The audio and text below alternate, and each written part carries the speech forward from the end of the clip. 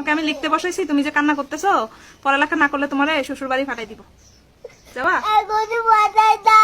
এখনই শ্বশুর বাড়ি ফাটাই দিতাম, বিয়ে দিয়ে দিব কিন্তু, এখনই দিয়ে দিতাম। শ্বশুর বাড়ি যাবা গা? হ্যাঁ, শ্বশুর বাড়ি যাই কি করবা? একলা বসে বসে থাকবা? বইগুলো এখানে রাখি যাবা? শ্বশুর বাড়ি গেলে তো কাজ করা লাগবে, পারবা? পারবা না? তাহলে তো ওরাও ওখান থেকে ওখানেও থাকতে দিবে না, তাহলে কি করবা? একটা লাঠি নিজে কারে মারবা? শ্বশুরকে মারবা। আচ্ছা, লাঠি নিয়ে যায়, শ্বশুরকে মারা লাগবে না, তুমি এইখানেই থাকবা, কিন্তু তুমি পড়ালেখা করবা। হ্যাঁ, পড়ালেখা করবা না? করবা না? হ্যাঁ,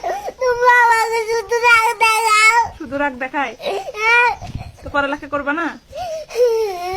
পড়ালেখা করবা না? তোমাকে আমি লিখতে বলছি, তুমি লিখবা না? হ্যাঁ, লিখলে তো তুমি বড় হইতে পারবা, তুমি অনেক কিছু বুঝবা, লেখাপড়া করো তো ভালো, ভাত খাই বড় হইতে পারবা, পড়ালেখা করলেও তো ভালো।